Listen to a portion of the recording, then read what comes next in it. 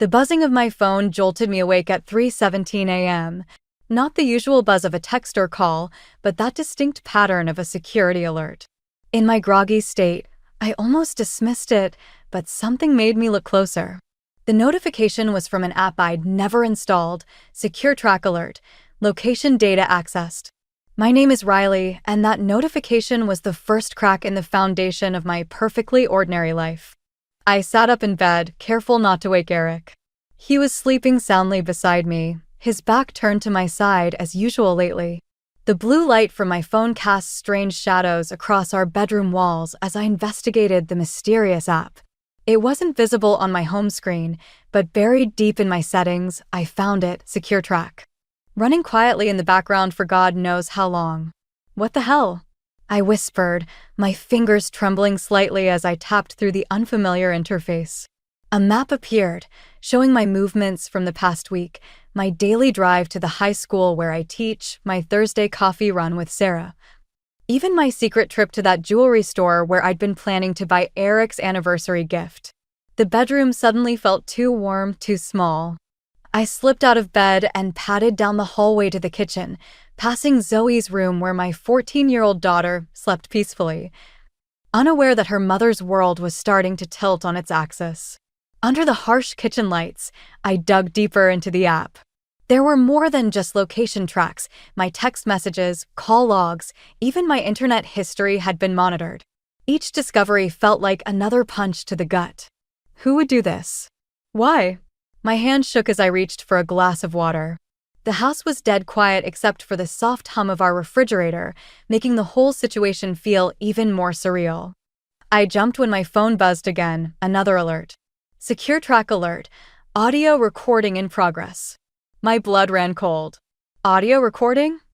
I frantically searched through the app settings until I found a folder labeled Recordings.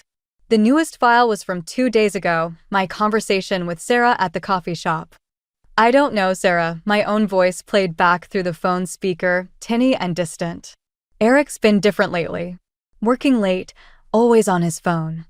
I quickly stopped the playback, feeling sick. Someone had been listening to my private conversations.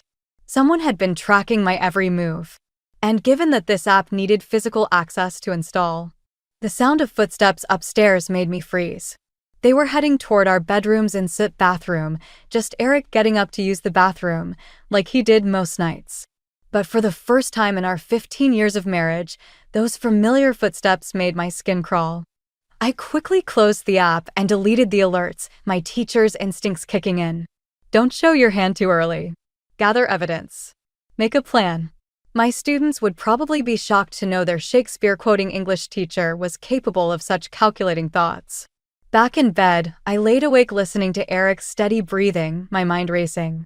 The man sleeping next to me, the father of my child, my partner of 15 years, what was he hiding that made him need to track my every move? Or was I the target of something bigger? One thing was certain, I couldn't confront him. Not yet. Not until I understood what I was dealing with. Tomorrow, I'd start digging. Tomorrow, I'd begin unraveling whatever web of secrets had been spun around my life. As I finally drifted off to sleep, my phone buzzed one last time. In my exhaustion, I almost missed it, a text from an unknown number. Be careful what you look for, Riley. Some truths are better left buried. Morning came too quickly. I'd barely slept after discovering the spyware, but I forced myself through the motions of our usual routine. The kitchen filled with the smell of coffee and toast as I packed Zoe's lunch, trying to keep my hands from shaking. Eric came downstairs in his crisp blue suit, the one he always wore for important client meetings. He barely glanced at me as he poured his coffee into his travel mug. Big meeting today? I asked, keeping my voice casual while studying his reaction. Yeah, probably won't be home for dinner. He didn't meet my eyes, focused on stirring his coffee with mechanical precision. The Morrison account needs extra attention. The Morrison account. Right. The same excuse he'd used 3 times in the past 2 weeks. I wanted to scream, to demand answers about the app on my phone, but instead, I just nodded and turned back to making Zoe's sandwich. Mom, have you seen my USB drive? Zoe bounded into the kitchen, her dark hair still wet from the shower. The blue one with all my coding projects? Check the living room, I said. You were working there last night. Zoe paused, looking between Eric and me. She'd always been perceptive, too smart for her own good sometimes. Her eyes narrowed slightly as she noticed the distance between us, the careful way we avoided touching as Eric moved past me to grab his briefcase. Dad, you promised to help me with my computer science project this weekend, she said suddenly. Remember? The one about digital privacy and security. I nearly dropped the knife I was holding. Eric's shoulders tensed visibly. Sorry, sweetheart, he said, his voice tight. Something came up at work. Maybe next weekend? Zoe's face fell, but there was something else in her expression. Suspicion, maybe?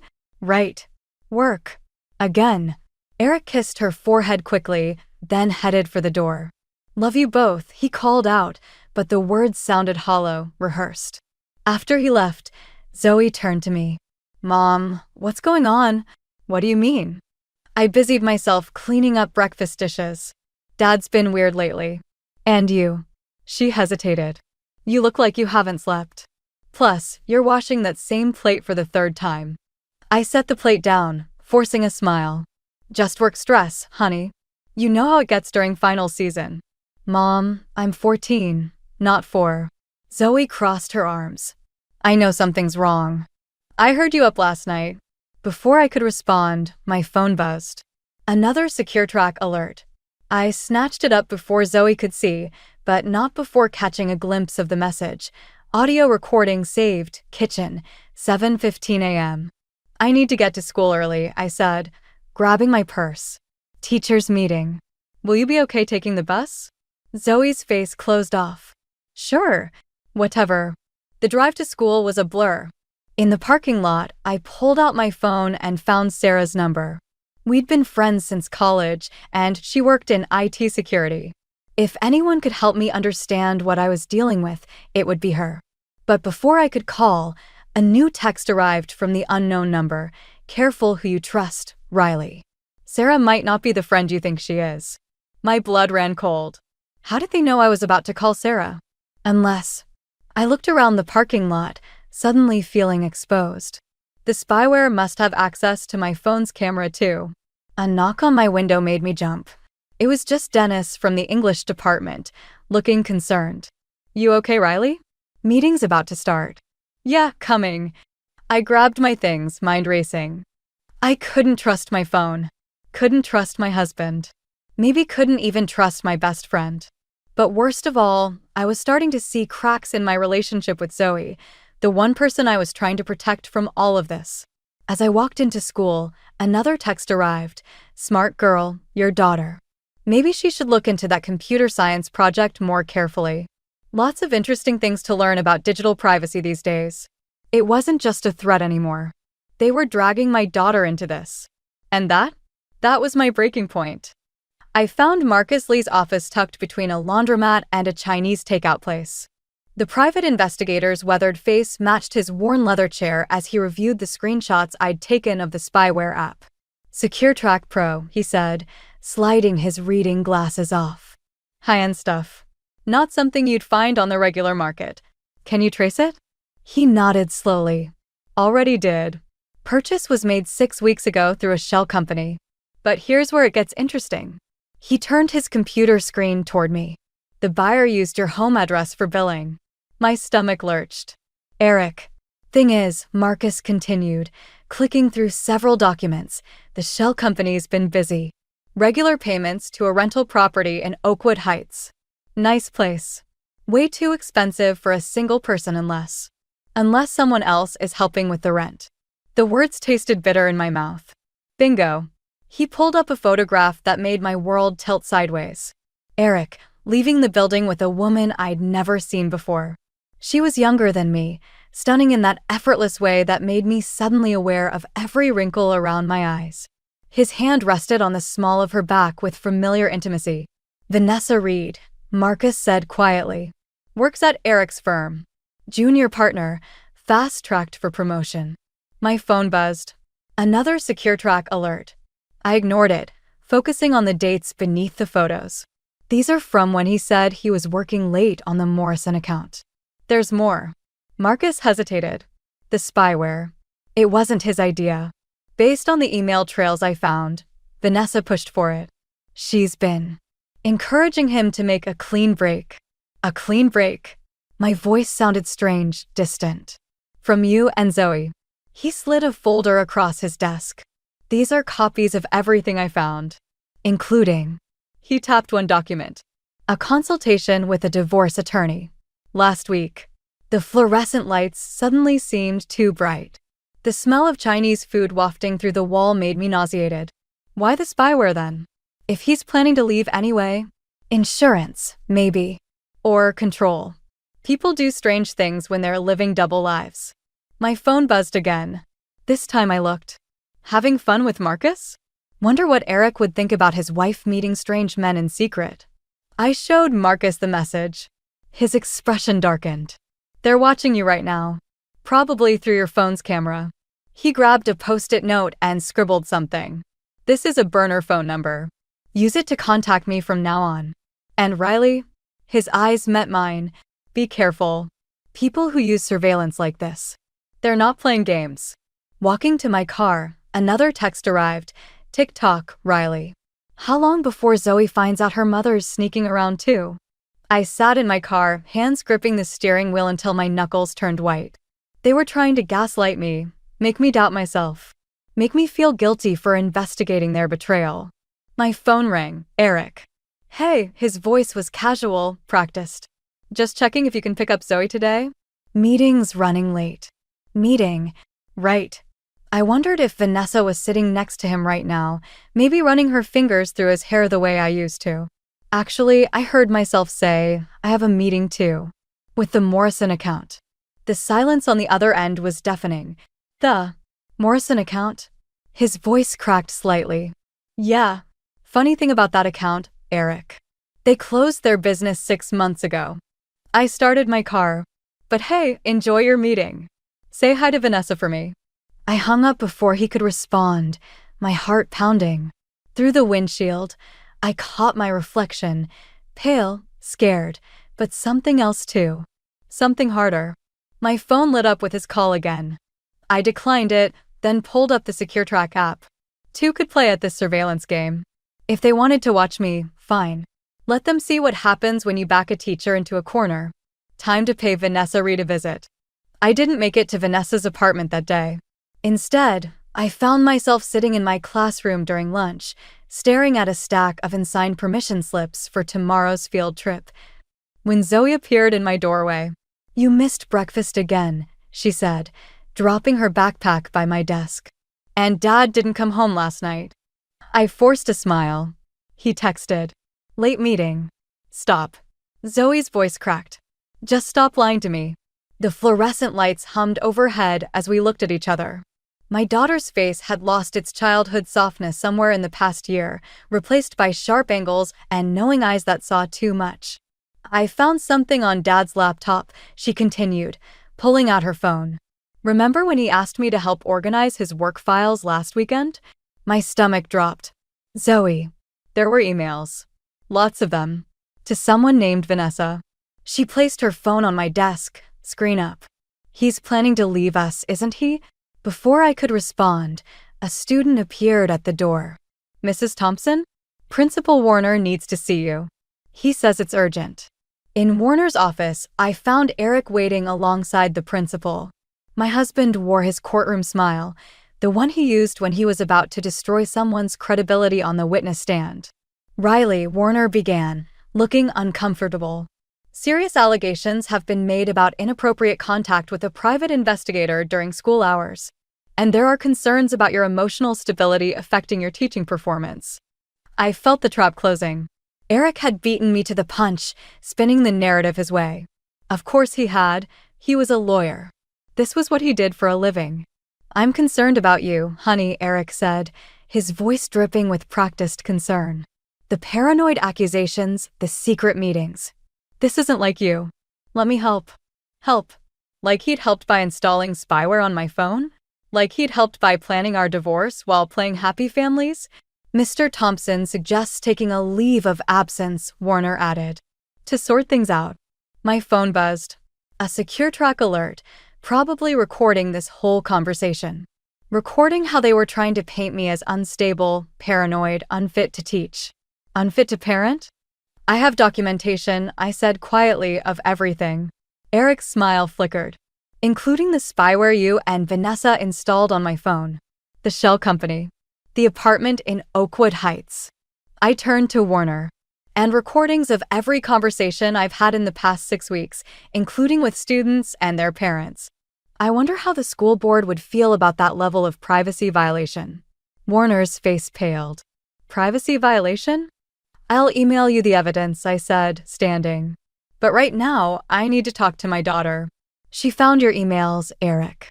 The ones to Vanessa about leaving us. Eric's mask cracked. Zoe found. Yeah. So while you're trying to destroy my career to cover your tracks, our daughter is sitting in my classroom trying to understand why her father's abandoning her. I walked out, leaving them stammering behind me. In the hallway, my phone buzzed again. Not secure track this time, but a text from Marcus. Got something big. Vanessa's not who she claims to be. Meet ASAP. Back in my classroom, Zoe was still there, working on her laptop. Lines of code scrolled across her screen. What are you doing? I asked. Fighting back, she said, not looking up. Did you know most spyware has exploitable backdoors? Dad really should have researched the product better before buying it. I watched my teenage daughter's fingers fly across the keyboard, her face set in concentrated determination. She looked so much like me at that moment, not the scared, gaslit version of me from the past few weeks, but the stronger version I used to be. The version I needed to become again. Mom? Zoe finally looked up. I found something else in the app's code. Something bad. Really bad. I don't think this is just about Dad's affair anymore. My phone buzzed one final time.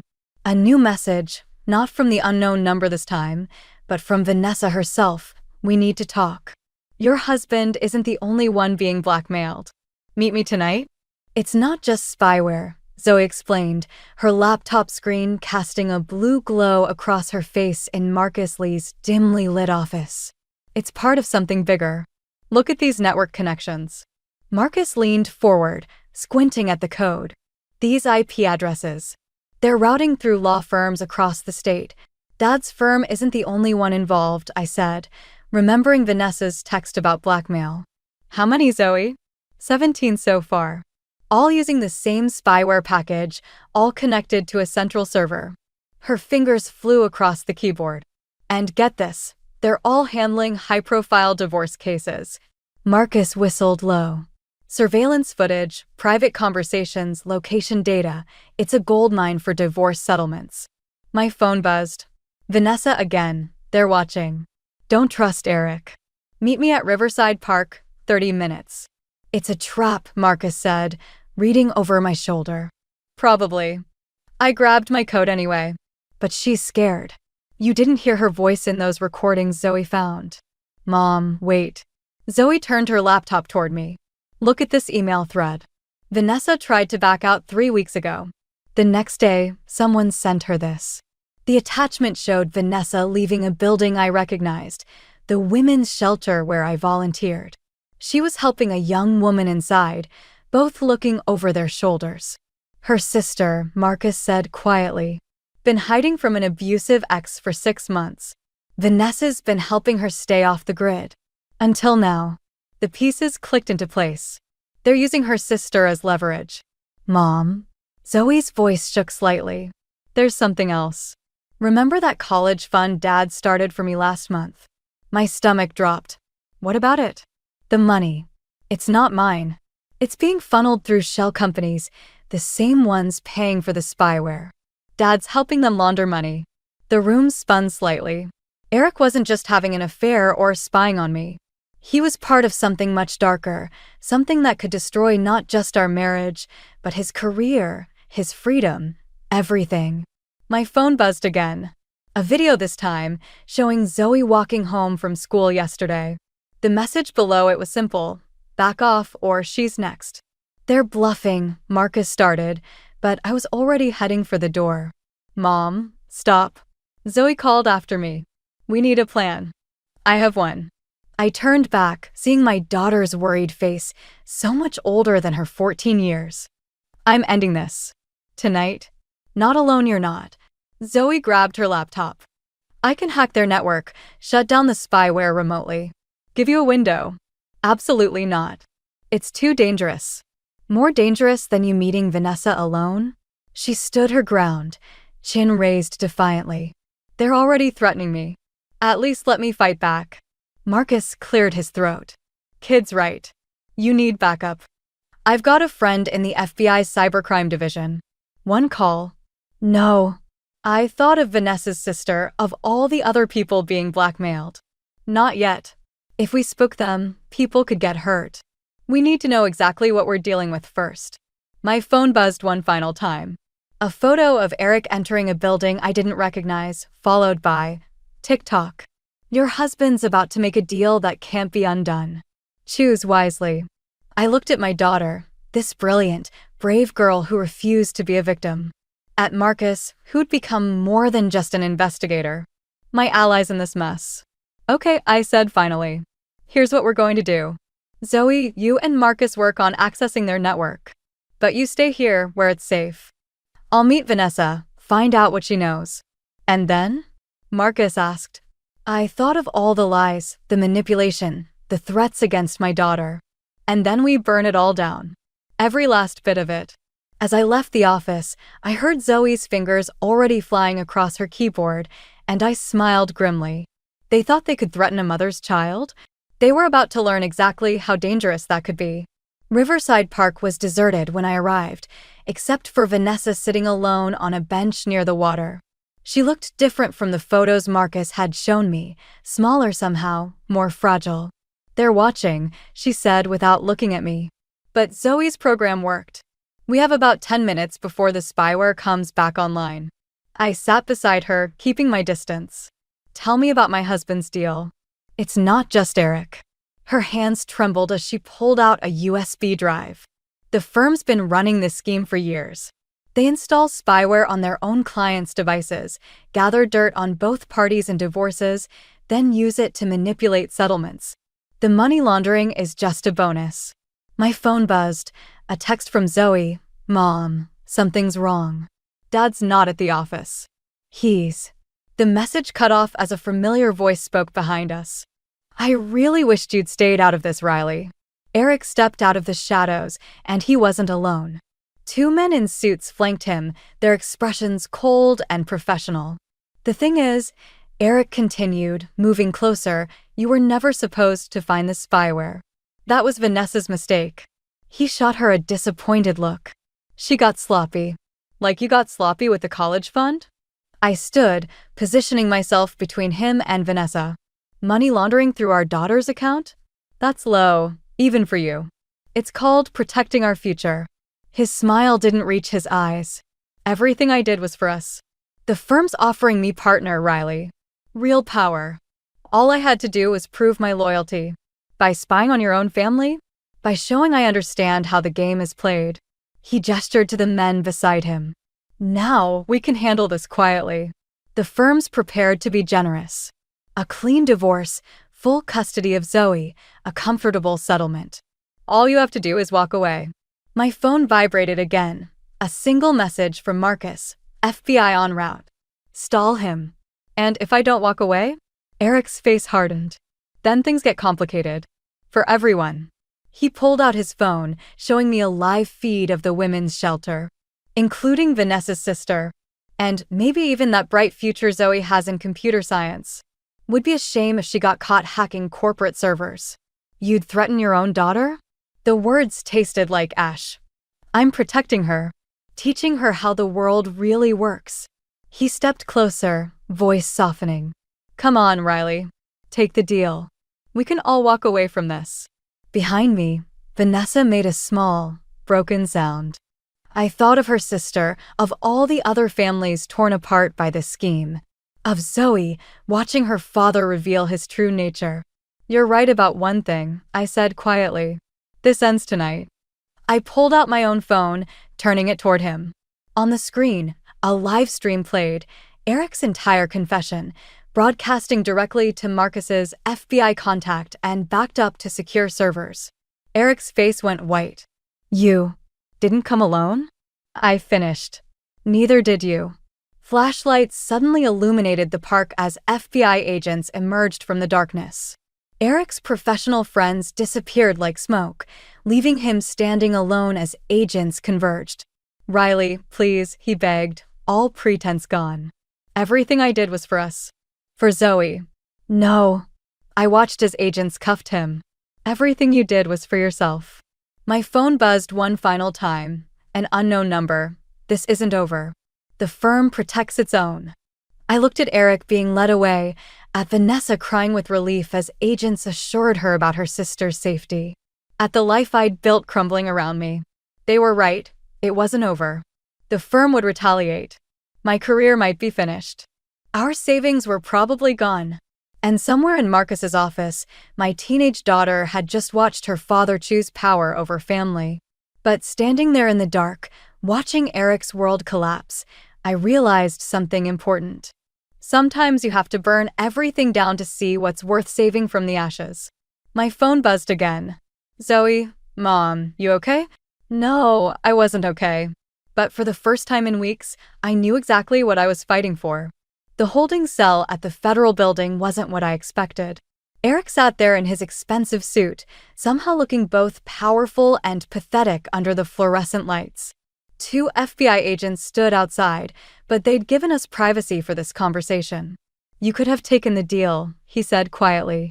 We could have kept our family. Our family? I placed the USB drive Vanessa had given me on the table between us. Let's talk about family, Eric.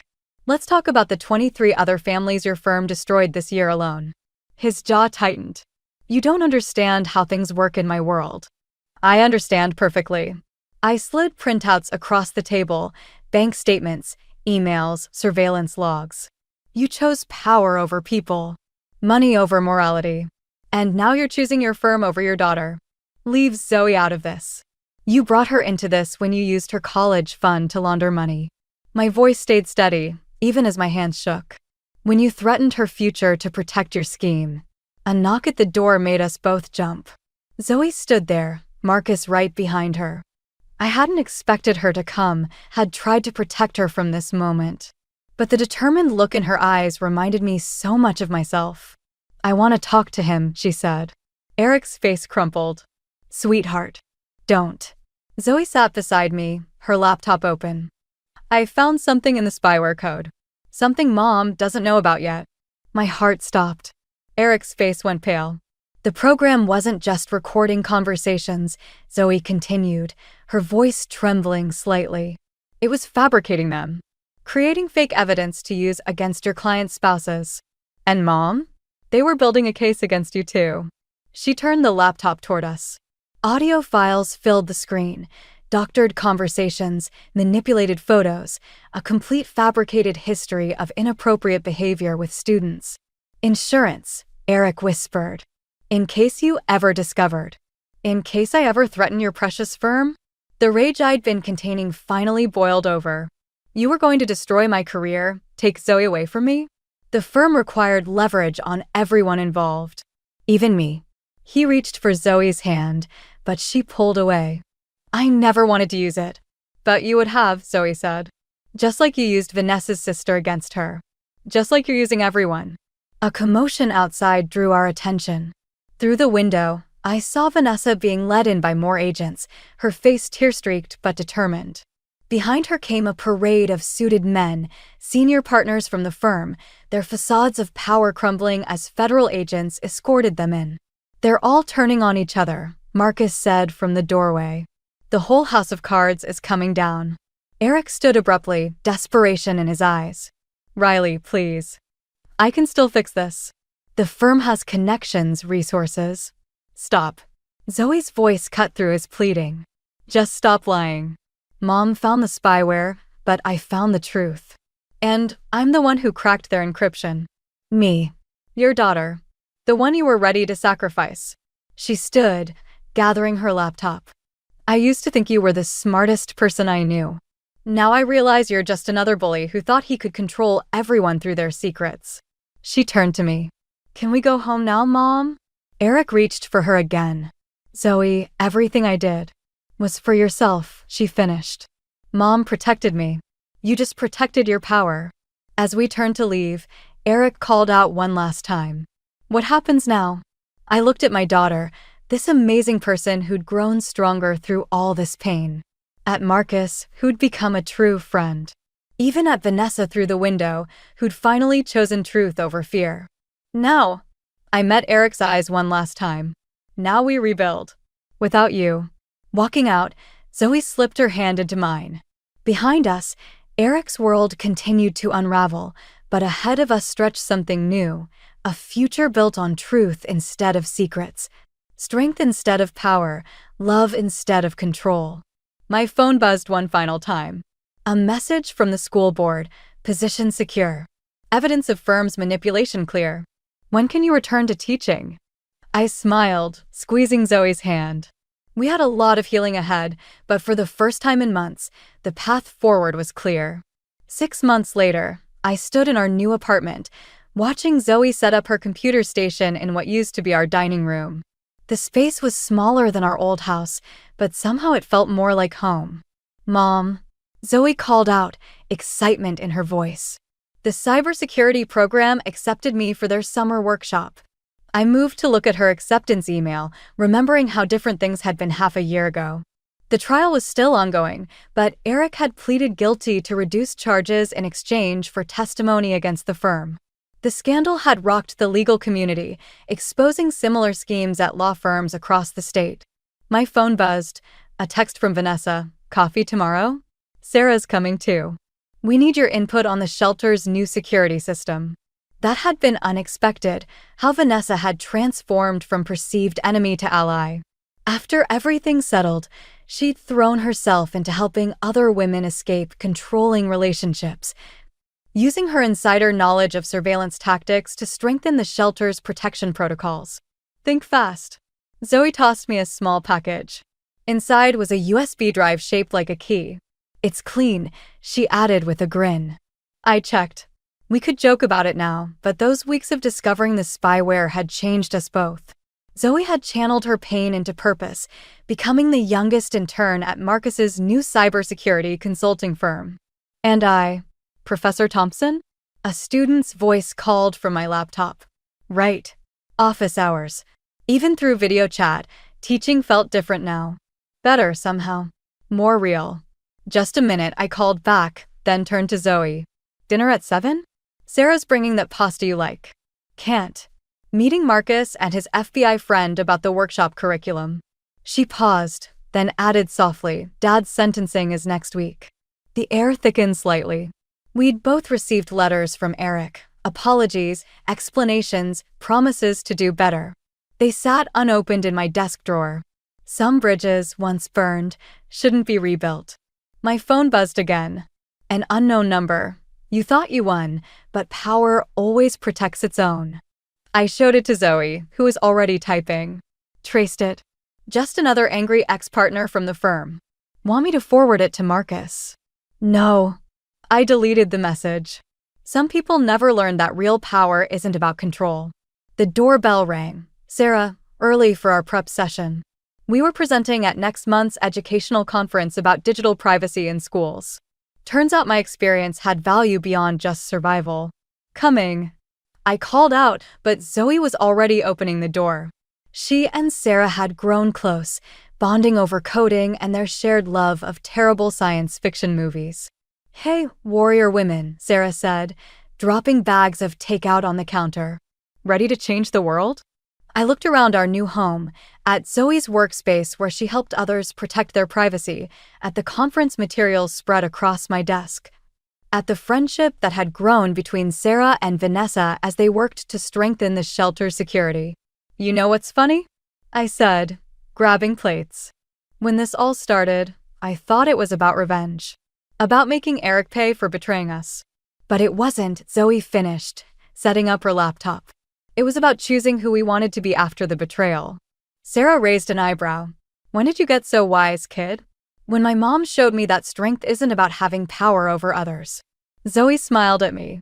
It's about helping others find their power. My phone buzzed one last time. Marcus, got that teaching position approved. You start the cybersecurity awareness program next semester. Zoe's curriculum suggestions were brilliant. I looked at my daughter, this amazing person who'd grown not despite our challenges, but because of how we'd faced them together. At Sarah, who'd become more than just a friend. At the life we'd built from the ashes of betrayal. Some scars never fully heal, but they remind us of our strength. And sometimes, the best revenge isn't about destroying your enemies, it's about building something better from the ruins they left behind. All right, I said, opening the takeout. Let's change the world.